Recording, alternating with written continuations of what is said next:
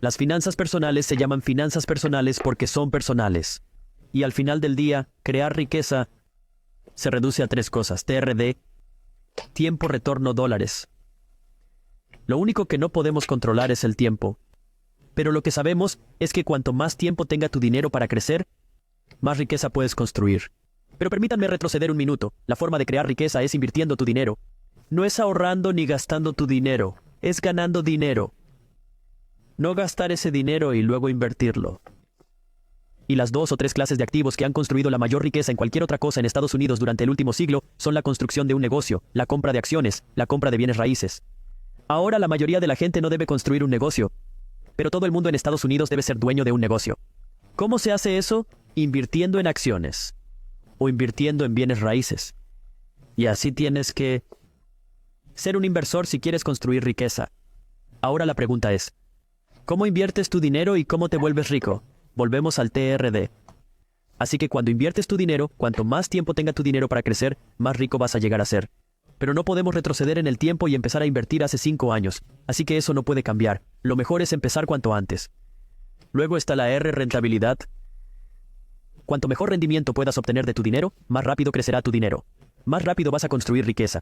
Quiero decir, se puede pensar en términos de cuánto tiempo va a tomar para duplicar su dinero. Si te va a tomar 100 años duplicar tu dinero, nunca vas a ser rico. Pero si puedes hacerlo en 5 años, entonces puedes empezar a ver el poder de la capitalización. Porque ahora puedes invertir más dinero, duplicarlo, hacerlo crecer y seguir duplicándolo de esa manera. Y la parte final es de dólares. Cuantos más dólares inviertas, más rico serás. Lo que en última instancia nos lleva a cómo invertir más dólares. Bueno, puedes gastar menos dinero o puedes ganar más dinero. No hay otra forma de hacerlo. Y al principio, gastar menos es lo más sencillo. Así empecé yo. No gastaba dinero. Así tenía más dinero para invertir. Y así gasté lo menos posible.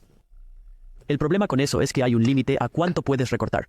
Hay un límite a cuántos centavos puedes exprimir de tu presupuesto. Pero no hay límite para lo que puedes ganar.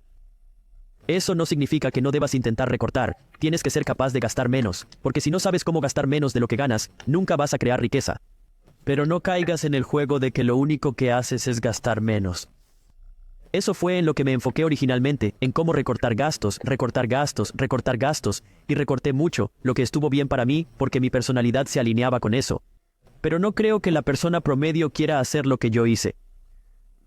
Así que si no puedes gastar menos a cualquier nivel,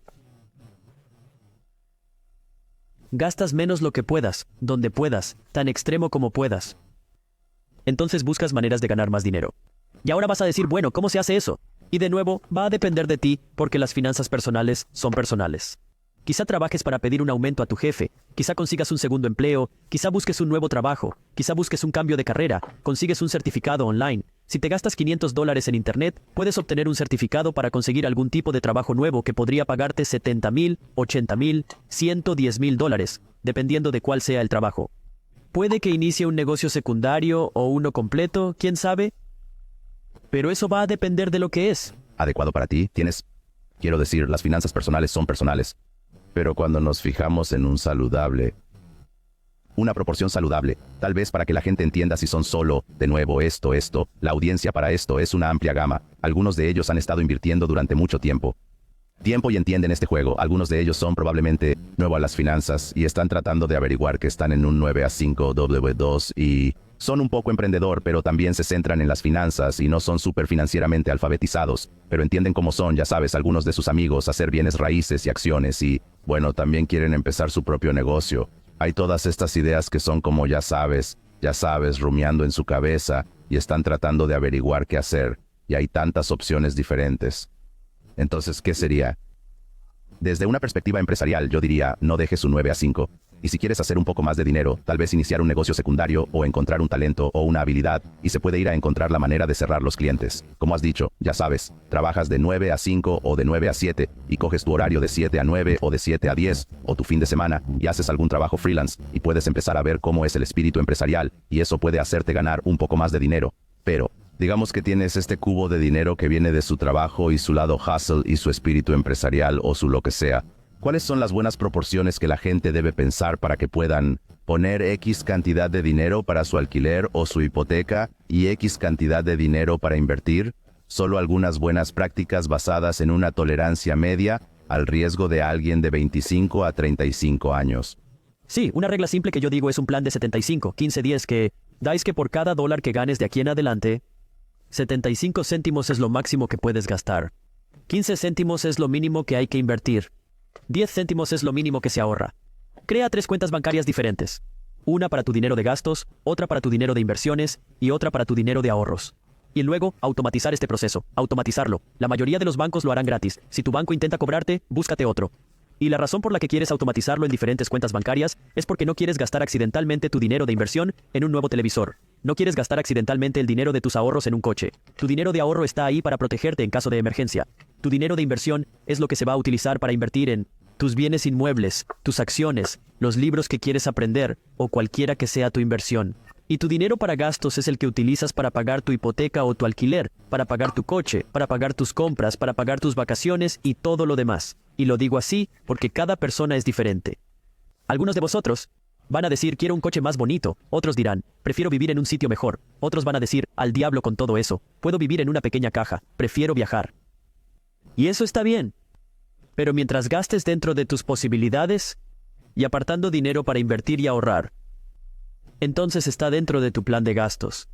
Y yo diría que esta es una forma sencilla de empezar. Tenemos en los EEUU, en particular, porque estoy seguro de que sé la respuesta a esto, pero usted vive en este espacio, por lo que debe tener algunos datos o alguna idea.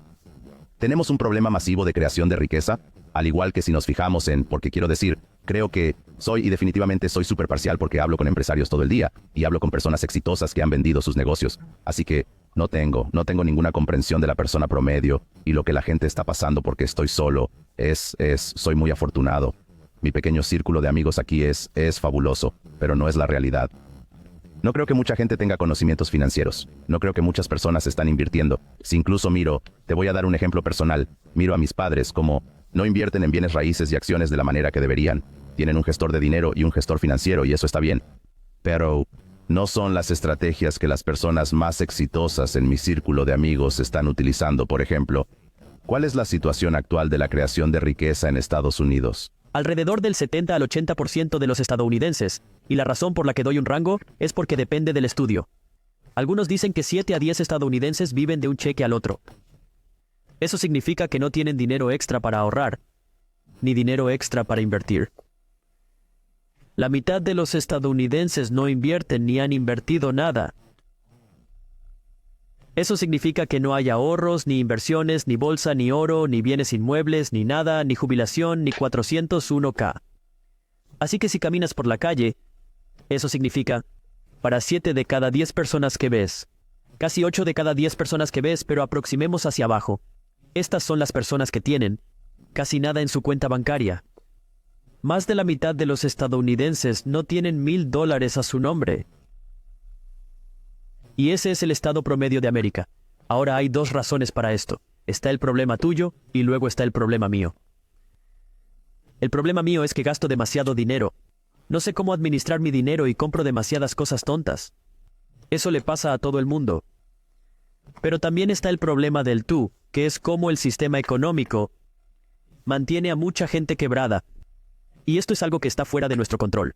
Y lo que quiero decir con esto es que si echamos un vistazo a los últimos 5 años, entre el año de la pandemia y el año de la pandemia, el ingreso familiar promedio en América ha crecido un poco por debajo del 18%, pero voy a redondearlo al 18%. Así que el ingreso medio de los hogares en América ha crecido un 18%. Mientras que la tasa media de inflación, la inflación reportada, fue de poco más de 23%. Durante ese mismo periodo de tiempo, los precios de la vivienda han crecido un poco más del 50%. Eso es alquiler y compra. Y al mismo tiempo, el S&P 500 ha crecido más del 80%. ¿Qué significa esto? En los últimos 5 años, el estadounidense promedio que trabaja para obtener un salario se ha empobrecido porque sus salarios no han seguido el ritmo de la inflación. Eso significa que tienes que gastar más de tu dinero. Para comprar alimentos tiene que gastar más de su dinero para pagar el alquiler o la hipoteca. Tiene que gastar más de su dinero para simplemente sobrevivir. Y tiene menos dinero para ahorrar e invertir, si es que tiene alguno. Al mismo tiempo, el inversor medio se ha hecho desproporcionadamente más rico. La tasa media de inflación en los últimos 5 años ha sido del 23,1%, mientras que, al mismo tiempo, los precios de la vivienda han subido un 50%, lo que significa que si usted invierte en el sector inmobiliario, lo más probable es que sus ingresos por alquileres hayan crecido, lo más probable es que a menos que tengas edificios de oficinas, que se han visto muy afectados. Pero el mercado de valores también ha crecido. El S&P 500 ha crecido alrededor de un 80%, lo que significa que los inversores han tenido una ganancia inesperada. El ciudadano medio se ha empobrecido. ¿Por qué? Por algo llamado inflación. Y la inflación no empezó en 1920 o 1920. La inflación ha estado ocurriendo durante décadas. Pero solo se convirtió en un tema candente después de 2020, debido a lo extrema que llegó a ser durante el periodo de 5 años. Pero esto mismo ha estado ocurriendo década tras década tras década. Si nos fijamos en lo que dice el Banco de la Reserva Federal, el Banco de la Reserva Federal es nuestro banco central en los Estados Unidos. Y lo que dicen es que quieren un 2% de inflación. Y lo que me gustaría que todos pensaran, cuando dicen eso es, ¿por qué el 2%? ¿Cómo han llegado a esa cifra? ¿Por qué no es el 3%? ¿O por qué no es el 1%? En realidad, ¿por qué no es el 0% de inflación? Porque la inflación significa que tienes que gastar más dinero para comprar comestibles, tienes que gastar más dinero para comprar cosas. Y la inflación está ahí para beneficiar al inversor. Porque cuando hay inflación, eso significa que más dólares van a parar a manos de las empresas, lo que significa que más dólares van a parar a manos de los inversores propietarios de esas empresas.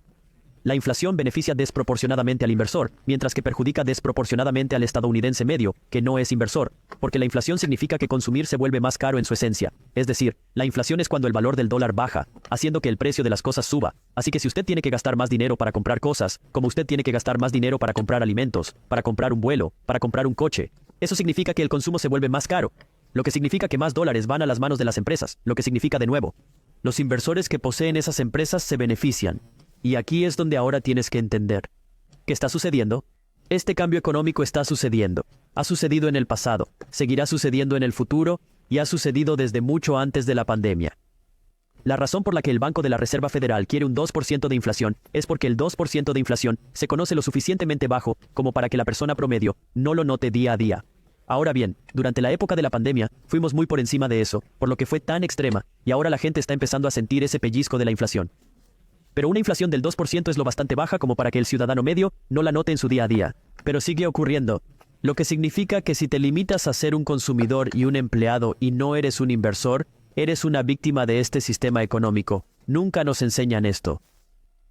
Y aquí es donde mucha gente se molesta. Pero para que puedas ganar ahora, para que puedas vencer a este sistema, entonces tienes que mirar el problema de mí, que es dejar de gastar tanto dinero en cosas tontas que no te puedes permitir. Y eso significa que ahora tienes que recortar tus gastos. De esa manera tendrás dinero para invertir. No tienes que ser millonario para sacar provecho de esto. Pero tienes que entender cómo controlar tu dinero para hacerlo. Cuando nos fijamos en este sistema, que realmente está haciendo daño, no me di cuenta de que me refiero a los números que usted acaba de mencionar, como el 70 a 80%, eso es enorme. Así que esta es la mayoría de los estadounidenses no están haciendo muy bien en este momento en absoluto. Y este sistema de inflación, si más dinero se supone que fluye de nuevo a las empresas, estoy asumiendo en teoría que los salarios medios también se supone que deben aumentar en cierta medida, porque algo de dinero se supone que debe volver a la mano de obra, pero no lo hace y no mantiene el ritmo.